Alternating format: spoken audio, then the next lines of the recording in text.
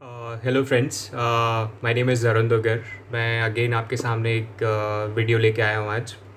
कुछ टाइम पहले मुझे कोविड हो गया था। मैं अभी रिकवरी फेज़ में ही हूँ मैं अपने। तो मेरा जो एक्सपीरियंस है, जो जिस सिचुएशन से मैं निकला हूँ और काफ़ी लोगों से मैंने बात की उस ड्यूरेशन में, जो कोविड पॉजिटिव थे, जो ठीक हो गए। कुछ लोगों ने अपने अपने फ्रेंड्स, फैमिली, रिलेटिव्स को लूज़ भी किया इन बिटवीन। एंड इम्पॉर्टेंटली मेरे वाइफ के feedbacks, because she is a doctor. So in due course of time जितने सारी चीज़ें थी, जितनी इन्फॉर्मेशन मैंने गैदर की, जो वीडियोज़ मैंने देखी, और अभी भी कॉन्टीन्यूसली जो इन्फॉर्मेशन रिसर्च जो आ रही है, सब चीज़ों को मैं रेगुलरली वॉच करता हूँ, फॉलो करता हूँ। इसलिए नहीं कि ये सारी चीज़ें देखने से नेगेटिव होती है, बट इन्फॉर्मेशन बहुत ज़रूरी है। सही इन्फॉर्मेशन का होना बहुत ज़रूरी है। सो मैं आपको आज 4-5 कुछ पॉइंट्स बताऊंगा और लास्ट में मैं आपको मास्क के ऊपर भी एक छोटा सा टिप दूंगा जो हम सबको हेल्प करेगा। जो गलती मैंने की वो आप मत कीजिए, बिकॉज़ इस टाइम पे जो ये वायरस है वो म्यूटेंट होने के बाद में डबल म्यूटेंट, ट्रिपल म्यूटेंट, हो सकता है यूके स्ट्रेन हो, कोई कहीं और किसी कंट्री का स्ट्रेन हो, इतना ज़्यादा कंटेजियस हो गया है, इतना ज़्यादा इन्फेक्शियस हो गया है। सो हमें वो गलती नहीं करनी है, राइट। सो वीडियो को स्टार्ट करते हैं। थोड़ी सी लंबी हो गई है वीडियो, बट काफ़ी सारी इन्फॉर्मेशन आपको जानने को नहीं मिलेंगी, राइट। सो सबसे पहला पॉइंट है अर्ली डिटेक्शन। एक्चुअली में इस टाइम पे जो सबसे बड़ी प्रॉब्लम आ रही है वो क्या आ रही है कि लोग इस चीज़ को रियलाइज़ करने में कि उनको कोविड हो गया है, इनिशियल सिम्टम्स जो होते हैं वो हम लोग इग्नोर करते हैं समाव कहीं ना कहीं। और जो वो 3-4 दिन का टाइम है पहला सिम्टम आने के बाद में फीवर होना, फीवर होने का मतलब होता है कि बॉडी के अंदर कुछ इन्फेक्शन है और बॉडी आपको सिम्टम दे रही है, साइन दे रही है, राइट। सो उसको फीवर आने से पहले भी बॉडी कुछ साइन देती है। ये मैं आपको अपने एक्सपीरियंस से बता रहा हूँ। उन सारे लोगों से बात करने के बाद में इस टाइम पे जो सबसे कॉमन सिम्टम है वो ये है कि हो सकता है आप तो आपका गला ख़राब हो इनिशियली, क्योंकि वायरस जैसे ही जाता है हमारे नोज़ के थ्रू, माउथ के थ्रू, किसी भी चीज़ के थ्रू जाता है तो सबसे पहली अपनी कॉलोनी गले में बनाता है।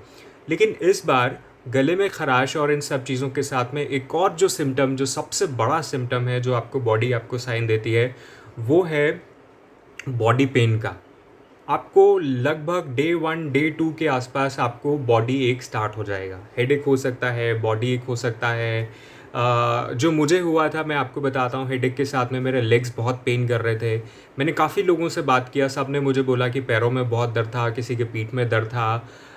या एक और सिम्टम है डायरिया का। ये 3 सिम्टम्स इनिशियली स्टार्ट होते हैं। हम सोचते हैं कि अरे काम किया है आज, अरे आज ये किया है, आज शायद कपड़े धोए हैं या वो काम किया है, बॉडी एक हो रहा है, इग्नोर कर देते हैं। डायरिया को हर कोई सोचता है कि कुछ उल्टा पुल्टा खा लिया, कोई दवाई ले लेते हैं और कर लेते हैं, घरेलू उपचार कर लेते हैं।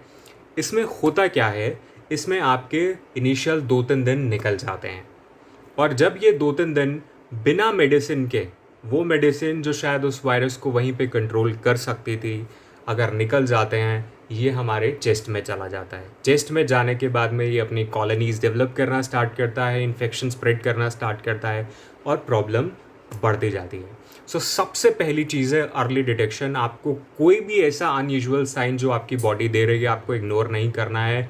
बहुत ज़्यादा चांसेस है इस टाइम पे कि वो कोविड हो सकता है।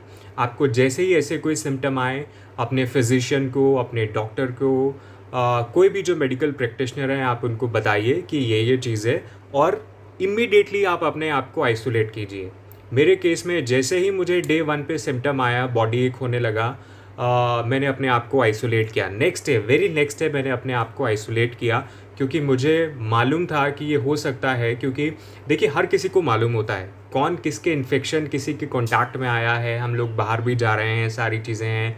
मास्क यूजुअली हम पहनते हैं लेकिन नाक से नीचे आ जाता है, ऑफिसेज में जाते हैं। इस टाइम पे ये वायरस जो हम लोग पहले बात किया करते थे लास्ट वेव जब थी कि ड्रॉपलेट इन्फेक्शन है, ड्रॉपलेट इन्फेक्शन है, इतना घबराने की ज़रूरत नहीं है। आप एक मास्क पहनिए, काम चलेगा, हाथ धो लीजिए, काम चलेगा। लेकिन अब जो स्टडीज़ आ रही हैं, मैं अगेन स्टडीज़ की बात कर रहा हूँ, जो साइंटिफिकली प्रूवन स्टडीज़ है, जैसे कि ये अब एयरबॉर्न हो चुका है। एयरबॉर्न मतलब हवा में काफ़ी देर तक ये रहता है। कुछ कंट्रीज़ में रिसर्च रिपोर्ट आई है, इंडिया में भी काफ़ी लोगों ने देखा है, फ्लैट्स अगर हैं, ऊपर रह रहे हैं, नीचे रह रहे हैं, एक अगर कोविड पेशेंट है, बाकी लोग भी पॉजिटिव हो रहे हैं। प्रॉब्लम क्या आती है कि हमारे जो वॉशरूम्स हैं, टॉयलेट्स हैं, उनकी शाफ्ट है वो कॉमन है। अब एग्जॉस्ट फैन लगे होते हैं, कोई गागल कर रहा है, कोई कफिंग कर रहा है, कोई WC यूज़ कर रहा है, वहाँ से भी इन्फेक्शन फैल रहा है और वो पाइप्स के थ्रू, शाफ्ट्स के थ्रू वो डिफरेंट फ्लैट्स तक चला जाता है। स्टडी सामने आई है, वो लोग जो 10-10 दिन, 15-15 दिन अपने घर से बाहर नहीं निकले हैं, घर में लॉकड हैं, वो पॉजिटिव हो रहे हैं। तो आप सोचिए कि वायरस कितना ज़्यादा कंटेजियस है। मैं आपको डरा नहीं रहा हूँ, लेकिन हमें एक्स्ट्रा प्रिकॉशन लेने की ज़रूरत है। अगर हम लेंगे तो नहीं होगा। सो पहली चीज़, as I said, early detection. जैसे ही हो आप अपने डॉक्टर से बात कीजिए और आपको इमीडिएटली मेडिसिन स्टार्ट करनी है। हो सकता है कि आपको वो सिम्टम्स आगे बढ़े ही ना, हो सकता है कि ना हो कोविड, लेकिन अगर हो गया और आपने इग्नोर कर दिया, वो ज़्यादा खतरनाक है। मैंने जो मेडिसिन ली थी मैं आपको बता रहा हूँ, मैं किसी चीज़ को कोई रिकमेंड नहीं कर रहा हूँ, किसी चीज़ की प्रमोशन नहीं कर रहा हूँ, बट जो मेरे को मेरे डॉक्टर ने रिकमेंड की थी मेडिसिन, जो एंटीबायोटिक है, जो बहुत इफेक्टिव भी है, ऑगमेंटिन, मोंटेलुकास्ट और बाकी सारी चीज़ें जो कॉमन चलती हैं, उसके साथ में जिंक, लिम्सी वगैरह, वो सारी चीज़ें वो तो चल ही रही थी। डिटेक्ट हुआ और उसके साथ में जैसे ही आपको 2-3 दिन अगर कोई सिम्टम नहीं आया तो ठीक है आप, लेकिन मेडिसिन अपना 5 दिन का कोर्स, 7 दिन का कोर्स जो डॉक्टर आपको बता रहा है, आप कंटिन्यू कीजिए। लेकिन अगर उसके बाद में आपको सिम्टम आते हैं, फीवर आ गया या कफिंग स्टार्ट हो गई, कुछ भी है, आप इमीडिएटली RT-PCR करवाएं। अभी हो क्या रहा है कि RT-PCR आजकल नेगेटिव आ रही हैं। आप जब भी RT-PCR आप किसी सेंटर में जाएं या आप किसी को घर पे बुलाते हैं, आप उसको कहिए कि साथ में एंटीजन टेस्ट भी मैं करवाऊंगा। एंटीजन का रिजल्ट इमीडिएटली आ जाता है 5-10 मिनट के अंदर में। बहुत सारे ऐसे केसेस मैंने देखे हैं, RT-PCR नेगेटिव आया लेकिन एंटीजन पॉजिटिव आ गया। एंटीजन नेगेटिव आया क्योंकि वो बहुत ज़्यादा रिलायबल नहीं है टेस्ट, लेकिन RT-PCR पॉजिटिव आ गया। लेकिन मैक्सिमम केसेस में क्योंकि नया स्ट्रेन है और जो मशीन्स अभी यूज़ हो रही हैं उनमें जो RNA की स्ट्रक्चर सेट किया गया है वो पुराने वाले वायरस के हिसाब से किया गया है, नया वाला वायरस नहीं कैच हो रहा है। लेकिन फिर भी आपको सिम्टम्स पे ध्यान देना है। रिपोर्ट्स नेगेटिव आए कोई बात नहीं, आप दवाई अपनी कंटिन्यू कीजिए, क्योंकि अगर आपको फीवर आ रहा है, कफिंग है, बॉडी एक है, बहुत ज़्यादा चांसेस है, 90-95% चांसेस हैं कि आपको कोविड है। इस टाइम पे कोविड है, आप मान के चलिए आपको कोविड है। RT-PCR नेगेटिव आ गई तो भी आपको कोविड है। अर्ली डिटेक्शन के साथ में अर्ली मेडिसिन स्टार्ट करना इज़ दी सोल्यूशन, मैं बोलूँगा इस प्रॉब्लम का जो सबसे बड़ा सोल्यूशन है। प्रॉब्लम क्या आती है? प्रॉब्लम जो आती है, जो दूसरा पॉइंट है, प्रॉब्लम आती है लोग डिले कर देते हैं। देखिए 2-3 दिन हमने इग्नोर कर दिया, फिर हमने डॉक्टर से बात करी, फिर हम मेडिसिन स्टार्ट करेंगे, तो इस सारे प्रोसेस में लगभग 4-5 दिन निकल जाता है और 4-5 दिन में वो वायरस अंदर जाता है। आपने काफ़ी लोगों को कहते हुए सुना होगा कि ऑल इन सडन इन्फेक्शन हो गया, चेस्ट, एक साइड का चेस्ट ख़राब हो गया या 70% चेस्ट ख़राब हो गया या कुछ हो गया, इमीडिएटली हो गया। इमीडिएटली कुछ नहीं होता है। हाँ, वायरस बहुत तेज़ी से फैल रहा है, लेकिन आपकी बॉडी जिस दिन आपको साइन दे, आपको उसी दिन अलर्ट होने की ज़रूरत है। मेडिसिन स्टार्ट कर देंगे तो इतनी जल्दी नहीं होगा, राइट। एक और पॉइंट जो बहुत इंपॉर्टेंट है इस टाइम पे, मैक्सिमम डॉक्टर्स आपको रिकमेंड करेंगे, CT करवा लीजिए। RT-PCR नेगेटिव आया, CT करवा लीजिए। देखिए मैंने आपको पहले भी बताया कि RT-PCR नेगेटिव आया लेकिन आपको सिम्टम है, आप मान के चलिए आपको कोविड है। अगर आपके CT में भी आपके इन्फेक्शन आया तो भी आपको दवाई लेनी है, नहीं आया तो भी आपको फीवर या कोई और सिम्टम है, दवाई लेनी है, तो दवाई तो लेनी ही है, राइट।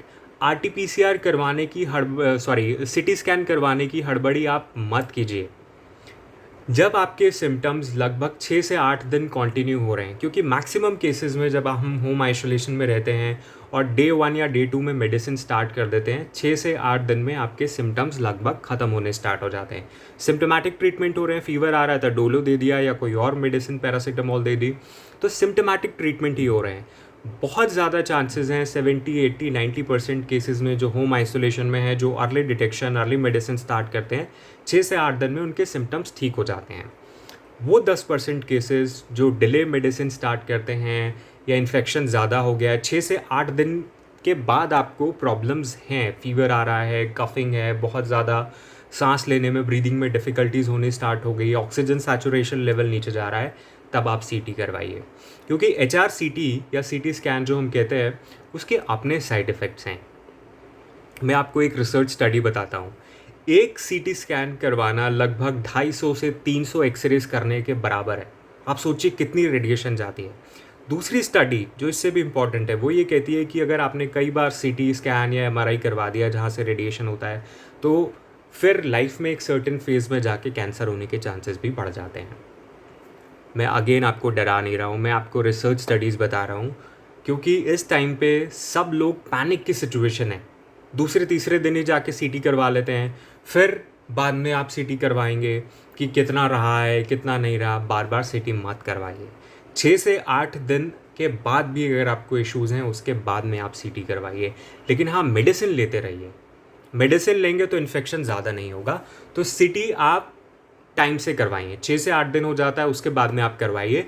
आपको अपना स्कोर पता चलेगा, उसके हिसाब से डॉक्टर्स आपको मेडिसिन रिकमेंड करेगा। हाँ, इससे पहले अगर आपको ब्रीदिंग इश्यूज बहुत ज़्यादा हो गए हैं, ऑक्सीजन नीचे जा रहा है, मतलब आपका चेस्ट में कंजेशन ज़्यादा है, इन्फेक्शन ज़्यादा है, आप डॉक्टर से बात करिए। हो सकता है आपको ऑक्सीजन बेड की ज़रूरत हो, इश्यूज़ हो। लेकिन अगर आप ठीक ठाक हैं घर पे, आप 6 से 8 दिन कोई ज़्यादा नॉर्मल दिक्कत नहीं है, तो सीटी मत करवाइए। इसके साथ में डॉक्टर एक और चीज़ कर रहे हैं आजकल, इमीडिएटली बहुत सारे टेस्ट लिख देते हैं रूटीन। आपको नॉर्मल ब्लड टेस्ट करवा दीजिए, CBC काउंट्स हो गए, टाइफाइड, मलेरिया, ये वो बहुत सारे टेस्ट लिख देते हैं। देखिए, टेस्ट करवाना ज़रूरी है, हम सबको मालूम है, क्योंकि उससे पता चलता है बॉडी में क्या प्रॉब्लम है। लेकिन नॉर्मल ब्लड टेस्ट जो हम करवाएंगे, CBC काउंट और वो सारी चीज़ें, अगर बुखार है मतलब इन्फेक्शन है बॉडी में, कुछ पैरामीटर्स ऊपर आएंगे, राइट। सो अगेन, मैं ये मेरा पर्सनल रिकमेंडेशन है। गुलेरिया साहब का जो एम्स के डायरेक्टर हैं, उनका भी ये रिकमेंडेशन है, आप यूट्यूब पे उनके वीडियो देख सकते हैं कि इनिशियल स्टेज पे इतने ज़्यादा टेस्ट मत करवाइए। मान के चलिए आपको कोविड है, आप मेडिसिन स्टार्ट कर दीजिए। अगर आपको, हाँ, एक केस में जब फीवर आपको सुबह नहीं है रात को आ रहा है, सुबह नहीं है रात को आ रहा है, सुबह नहीं है रात को आ रहा है, जो टाइफाइड के केस में होता है, तो आप टाइफाइड इनिशियली करवा सकते हैं। एक नॉर्मल ब्लड काउंट करवा लीजिए, जिससे आपको लिम्फोसाइट्स वगैरह पता चल जाएगा, इन्फेक्शन कैसा है ना, आपको वो पता चल जाएगा। तो दोनों चीज़ें, सीटी के लिए बहुत ज़्यादा जल्दी मत कीजिए, ब्लड टेस्ट किट्स के लिए टेस्ट के लिए बहुत ज़्यादा मत कीजिए, आप बहुत ज़्यादा टेंशन क्रिएट मत कीजिए, पॉजिटिव रहिए। अब मैं आता हूँ फोर्थ पॉइंट पे, जो बहुत इंपॉर्टेंट है। वो ये है कि ऑक्सीजन सैचुरेशन लेवल। एक और चीज़ मैंने देखी है, मेरे केस में भी मेरा ऑक्सीजन सैचुरेशन लेवल 98, 97, 96, 95, एक दिन 94 पे आ गया। मैं बहुत ज़्यादा घबरा गया था कि 94 आके ऑक्सीजन डिप हो रहा है। But as a said, wife ने बहुत हेल्प किया, बिकॉज वाइफ डॉक्टर है, सो वाइफ ने पॉजिटिव रहने के लिए कहा, और ये कहा कि पैनिक मत क्रिएट करो, प्रॉन पोजीशन में लेटो, ब्रीदिंग एक्सरसाइजेस करो। इसके साथ में रेस्पायरोमीटर जो मैं यूज़ कर रहा था, मैंने एक वीडियो बनाई है, लिंक मैं आपको डिस्क्रिप्शन में दूंगा। मैं आपको रेस्पायरोमीटर आप यूज़ कर सकते हैं, बहुत हेल्पफुल है, राइट। सो मैं ये कर रहा था, ऑक्सीजन लेवल मेरा फिर 94 से 95 आया, 96 आया, 97, 98, अब लगभग 98 के आसपास है, 98, 99 के आसपास मेरा अब ऑक्सीजन सैचुरेशन लेवल है। जब ऑक्सीजन सैचुरेशन लेवल आपका 94, 93 तक है, पैनिक मत क्रिएट कीजिए। इन्फेक्शन है, इन्फेक्शन ठीक होने में टाइम लगता है, हो जाएगा।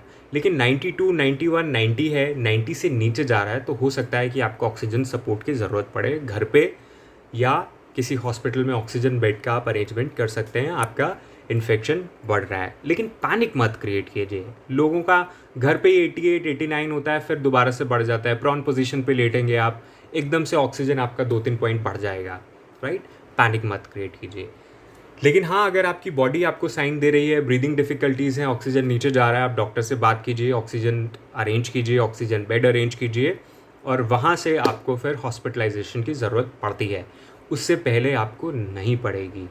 बहुत ज़्यादा चांसेस हैं कि हम घर पे ये सारी चीज़ें करें, ठीक हो जाए। इसके साथ में, मेडिसिन के साथ में 2-3 चीज़ें बहुत इंपॉर्टेंट है। लंग्स में अगर हमारी कंजेशन है, इन्फेक्शन है, तो स्टीम इन्हेलेशन बहुत इंपॉर्टेंट है। आप दिन में लगभग 3 बार 5 से 10 मिनट के बीच में आपको जितना ठीक लगता है, आप स्टीम ज़रूर लीजिए। चेस्ट फिजियोथेरेपी बहुत इंपॉर्टेंट है। चेस्ट फिजियोथेरेपी पे मैं कोशिश करूँगा एक वीडियो बनाने की। यूजुअली क्या होता है, चेस्ट फिजियोथेरेपी कई तरह की होती है, लेकिन अगर लंग्स में हमारे इन्फेक्शन है, हमारे CT स्कैन में हमें पता चलेगा कि किस पार्ट में। हो सकता है कि अपर पार्ट में, या हो सकता है कि लोअर पार्ट में हमारे इन्फेक्शन है, राइट। तो इसमें होता क्या है, आपको कुछ नहीं करना होता। अगर आप हॉस्पिटल में हैं या कोई फिज़ियोथेरेपिस्ट आ सकता है तो बहुत इजी हो जाता है, लेकिन अभी इस टाइम पे कोविड पेशेंट को कोई नहीं देख रहा है। तो हमें क्या करना है, हमें अपने सिटी में देखना है कि इन्फेक्शन कहाँ पे है। उसके बाद में हमें करना क्या है, अगर फ्रंट में है बैक में है तो हमें कोशिश करनी है कि अपने हाथ से, आप लेट के भी कर सकते हैं ये चीज़ें, इस तरीके से आपको यहाँ पर भी। इससे क्या होगा कि जो हमारे चेस्ट में इन्फेक्शन है वो रिलीज़ होना स्टार्ट होगा, या तो कफ के थ्रू बाहर निकलेगा, या हो सकता है कि वो आपका डिज़ोल्व होना स्टार्ट हो जाए। तो ये चेस्ट फिजियोथेरेपी है, मैं कोशिश करूँगा इस पर एक अलग वीडियो बनाऊँ। लेकिन फोर्थ चीज़ जो है वो रेस्पायरोमीटर है। मैं दोबारा से बोलूँगा, रेस्पायरोमीटर के ऊपर मैं बहुत ज़्यादा आपको दोबारा बार बार बता रहा हूँ। उसके साथ में कुछ ब्रीदिंग एक्सरसाइजेज हैं, अनुलोम विलोम आप कर सकते हैं, भस्त्रिका प्राणायाम जो बहुत हेल्पफुल है इसमें। और तीसरी एक और चीज़ है, मुंह से सांस भरिए, आप अंदर सांस गई है लंग्स में, आप इसको रोक के रखने की कोशिश कीजिए। मैं आपको दोबारा बताता हूँ,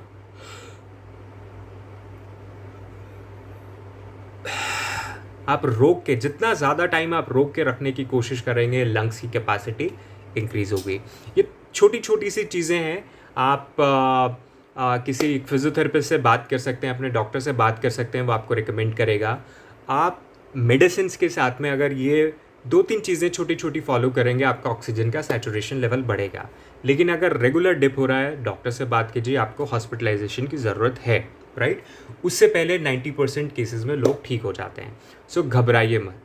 सो ये एक अर्ली डिटेक्शन, अर्ली मेडिसिन्स, सीटी कब करवाना है आपको, ऑक्सीजन सैचुरेशन लेवल कब कम हो, आपको ये भी ध्यान रखना है। एक और चीज़ है, ऑक्सीजन मशीन जो हम लोग ऑक्सीमीटर लगाते हैं उसमें आपका पल्स आता है, पल्स थोड़ा हुआ बढ़ा हुआ आएगा अगर आपको फीवर है। उसके साथ में आपने देखा होगा ऐसे ऐसे करके लाइन चल रही है जो हमारी कार्डिक प्रॉब्लम को बताती है। अगर लाइन जितनी ऊपर जा रही है उतनी नीचे आ रही है, ऊपर जा रही है, एक सही वेवलेंथ है उसकी, तो हार्ट ठीक है। अगर वो अनयूजुअल है, इसका मतलब हार्ट इश्यूज़ हैं, कार्डिक प्रॉब्लम्स भी आ सकती हैं। सो हमें उसको भी ध्यान में रखने की ज़रूरत है। आप डॉक्टर से बात करेंगे तो शायद वो आपको और अच्छे से समझा सकता है। अब इसके बाद में जो 5th पॉइंट है, जो मैंने आपको मास्क के ऊपर कहा था, मैं आपको वो भी बता रहा हूँ। इस टाइम पे ये एयरबॉर्न हो गया है। लोग यूजुअली क्या कर रहे हैं, मैंने आप देखा है कि काफ़ी सारे लोग कपड़े के बने हुए मास्क या 3 प्लाई मास्क, ऐसे जो हॉस्पिटल में डॉक्टर पहले, कोविड से पहले यूजुअली आपने देखा होगा सर्जरी करते वक्त या नर्सिंग स्टाफ या हॉस्पिटल स्टाफ पहनता था। ये जो मास्क है पर्टिकुलर एक थ्री प्लाई मास्क है और एक पर्टिकुलर टेक्नोलॉजी से बना हुआ है जिसको मेल्ट ब्लॉन कहते हैं। काफ़ी इफ़ेक्टिव मास्क है। मैं ये ऑफिस में पहनता था लेकिन फिर भी मुझे इन्फेक्शन हो गया, राइट। तो ये इफ़ेक्टिव तब है जब सामने वाले ने भी मास्क पहना हो, सामने वाला कोविड पॉजिटिव ना हो, तो ये ठीक है, काम चल जाता है। लेकिन इस टाइम जो हालात हैं उसमें इससे काम नहीं चलेगा। तो हमें क्या करना है, हमें यूज़ करना है N95 मास्क। N95 मास्क बहुत इम्पॉर्टेंट है, स्पेशली अगर आप भीड़ भाड़ वाले एरिया में जा रहे हैं, हॉस्पिटल जा रहे हैं, वैक्सीनेशन के लिए जा रहे हैं, या मार्केट जा रहे हैं, कुछ काम है। पहले तो कोशिश कीजिए ना निकलना पड़े, अगर निकलना भी पड़े तो आप कोशिश कीजिए आपके पास में N95 मास्क हो। और N95 मास्क वो होना चाहिए जो यहाँ से लेकर यहाँ तक आपको सील पैक कर दे। देखिए इसमें 2 ये धागे हैं, आप इसको अंदर डालेंगे, एक नीचे हो गया, एक ऊपर हो गया। आप इसको टाइट कर लीजिए और नीचे वाले इस थ्रेड को भी आप टाइट कर लीजिए। अब लगभग ये मेरा मुंह पूरा सील हो गया है, यहाँ से कहीं से हवा नहीं जा रही है। नोज़ पिन आप इसको टाइट भी कर लीजिए, राइट। N95 मास्क काफ़ी इफेक्टिव है, लेकिन अगर आप भीड़ भाड़ में जा रहे हैं तो मैं आपको एक और चीज़ सजेस्ट करूँगा। हो सकता है कि N95 मास्क भी भीड़ भाड़ वाले एरिया में, स्पेशली जब हम लोग वैक्सीनेशन के लिए जा रहे हैं, इतना इफेक्टिव ना हो। तो आप क्या कर सकते हैं, इसके ऊपर ये 3 प्लाई मास्क लगा सकते हैं। सांस लेंगे तो ये वाला एरिया जो है वो एक्टिव रहता है, राइट। तो हो सकता है कि यहाँ से हमें प्रोटेक्शन मिल जाए। लेकिन अगेन आप यहाँ पे देखेंगे तो गैप है, राइट। ये इस तरीके से डिज़ाइन रहता है कि यहाँ पे इसमें गैप है, तो ये भी बहुत ज़्यादा इफेक्टिव नहीं है, राइट। सो मैं अब आपको इसका एक सोल्यूशन बता रहा हूँ, देसी घरेलू सोल्यूशन है जो मैंने यूज़ किया है, आप घर पे अपने कर सकते हैं। मेरे पास में एक वाइट कलर का कपड़ा था, ये एक रेगुलर धोती का कपड़ा था। सो मैंने इसके इस तरीके से रुमाल से थोड़ा सा बड़ा है ये, मैंने इस तरीके से इसको कटिंग कर लिया है। ऐसे मैंने कई पीसेस बनाए हैं और एक जगह अगर आप देखेंगे, मैं आपको दिखाता हूँ, मैंने इस तरीके से इसके ऊपर कुछ मार्किंग की है। आप देखेंगे ये मैंने इसके ऊपर फ्रंट या आउट पार्ट लिखा है। मुझे ये मालूम है पहनते वक्त या जब मैं इसको पहन के आके उतारूँगा, इसको किस तरीके से हाइजीनिक तरीके से इसको रखना है, तो मुझे मालूम होना चाहिए क्योंकि वाइट है, आगे पीछे पता ही नहीं चलेगा। सो अगर मेरे पास में मार्किंग है, निशान है, तो मुझे मालूम होगा कि इसको कैसे रखना है, राइट। सो इसको बहुत सिंपल है, आप सूती कपड़ा लीजिए कुछ और इसको इस तरीके से फाड़ के, जैसा रुमाल होता है उससे थोड़ा सा बड़ा, आप यूं कीजिए, इसको यूं करके इसको इस तरीके से करके आप पीछे पूरा बांध लीजिए। आप राइट बांध के आप देख लीजिए आप कंफर्टेबल है, सांस आ रही है आपको, इस तरीके से आपने इसको टाइट कर लिया। अब आप देखिए आपका मुंह पूरा पैक हो गया है और ये वाला जो बचा हुआ पार्ट है आप इसको अपने टी शर्ट के अंदर डाल दीजिए। अब आप देखिए आपका मुंह पूरा सील हो गया है एक तरीके से, राइट। N95 मास्क अंदर है और इसके बाद में आपने ये किया, आप सील हो गया। स्पेशली जब आप वैक्सीनेशन लगवाने जा रहे हैं, क्योंकि मैक्सिमम लोग वहाँ पे वो लोग आ रहे हैं इस टाइम पे जिनके घर पे हो सकता है कोई पेशेंट हो, डर के मारे कोई, तो आपको ध्यान रखना है आप इस तरीके के प्रोटेक्शन करके जाएं। अंदर N95 मास्क बहुत इंपॉर्टेंट है, उसके बाद आप ये कर सकते हैं, तो एक्स्ट्रा प्रिकॉशन हो जाता है, राइट। इस तरीके से आप अपने आप को 95% तक लगभग आप सेफ सिक्योर कर सकते हैं। बाकी हम हैंड हाइजीन्स का तो ध्यान रखना ही है, कहीं पे भी हाथ लगाएं, हैंड सैनिटाइज़ करना है, आके घर पे धोएं। स्पेशली जो शूज़ आप बाहर लेके जा रहे हैं, उस शूज़ को बाहर ही रखिए या नीचे से सैनिटाइज़ करके कोने पे कहीं पे छोड़ दीजिए। जो हॉस्पिटल वाले शूज़ हैं 2-3 दिन बाद उसको यूज़ कीजिए। सो ये छोटी छोटी सी चीज़ें थी, स्पेशली मैं मास्क के ऊपर बताना चाहता था क्योंकि अब वैक्सीनेशन स्टार्ट होने वाली, लोग हॉस्पिटल जाएंगे, मैंने देखा कपड़े के मास्क पहन के लोग यूज़ करके जा रहे हैं, वो बिल्कुल काफ़ी नहीं है इस करंट सिचुएशन में, क्योंकि वायरस बहुत ज़्यादा कंटेजियस हो गया है, राइट। तो आप कोशिश कीजिए आप N95 मास्क यूज़ करें और अपने आप को मैक्सिमम प्रोटेक्ट करके रखिए, राइट। हैंड हाइजीन्स वगैरह हम सबको मालूम है किस तरीके से ध्यान रखना है, कैसे करना है सारी चीज़ें। बहुत ज़्यादा घरेलू उपाय ना करें। अगर एक बार आपको इन्फेक्शन हो गया है तो अपने आप को अपने डॉक्टर्स को सरेंडर करिए। सरेंडर इन द सेंस जो वो बोल रहे हैं आप उसको फॉलो कीजिए।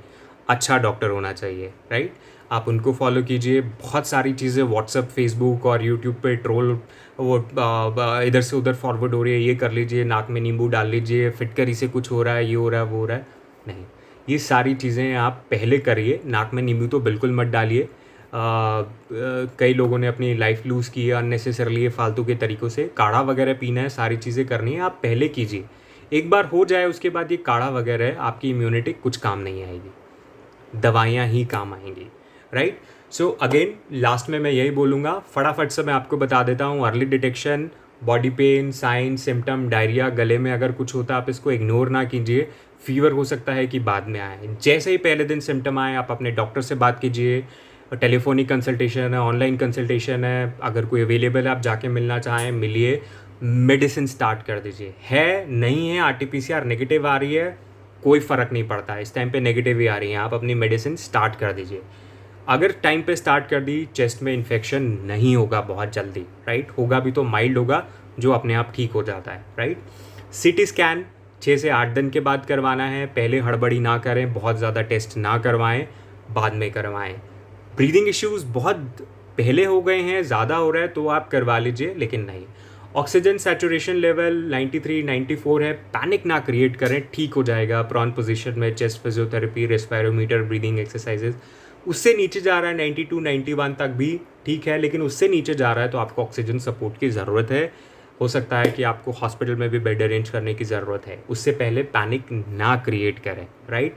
और फिर आता है लास्ट में जो मैंने आपको बताया, मास्क और उसके ऊपर देसी जुगाड़ करके कोई कपड़ा। फीमेल्स हैं तो वो चुन्नी वगैरह बांध सकती हैं, लेकिन हमेशा याद रखिए फ्रंट बैक का, क्योंकि जब आप वापस बाहर से आएंगे तो ये जो फ्रंट वाला पार्ट है, जहाँ पे आप देखेंगे, जहाँ पे मैंने ये फ्रंट लिख के रखा हुआ है, आपको खोलते वक्त जब आपने खोला तो इसको फ्रंट वाला पार्ट है, मतलब ये बाहर का पार्ट है। आप इसको यूँ फ़ोल्ड कीजिए इधर से, इसको इधर से यूँ फ़ोल्ड कीजिए, इसको इस तरीके से फ़ोल्ड कीजिए, ज़्यादा झाड़ने की ज़रूरत नहीं है। और किसी मग में गर्म पानी, जो गीज़र का गर्म पानी होता है, थोड़ा सा उसमें सर्फ डाल के छोड़ दीजिए, या घर वालों को बोल दीजिए उसमें आके इसको डिप करके छोड़ दीजिए, राइट। उसके अंदर का जो N95 मास्क है आप उसको कहीं पे साइड पे रख दीजिए, उसको नहीं धोना होता है क्योंकि अंदर की शीट जो है वो ख़राब हो जाती है। आप उसको बाद में भी यूज़ कर सकते हैं क्योंकि आपका ये फर्स्ट प्रोटेक्शन था, डबल लेयर थी ये भी। अच्छा मोटा कपड़ा हो तो बहुत अच्छी बात है, आप उसको दोबारा यूज़ कर सकते हैं। 1-2 दिन बाद यूज़ कर लीजिए, ज़्यादा बेटर रहेगा। तब तक आप दूसरा अगर मास्क है तो आप वो कर लीजिए।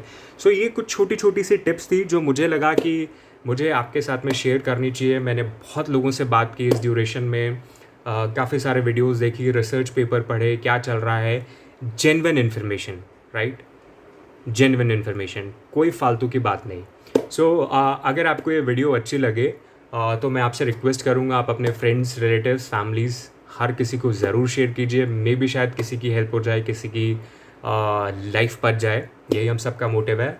लास्ट में जिन सबको भी कोविड हुआ है, जो रिकवरी फेज़ में, आई विश आप फटाफट से रिकवर हो जाएं। पॉजिटिव रहिए, ज़रूर रिकवर होंगे। एंड जो नहीं है वो अगर ये सारे स्टेप्स फॉलो करेंगे तो आई एम श्योर वो ठीक रहेंगे। Thank you so much for watching this video. लंबी है वीडियो बट ज़रूरी है। Thank you.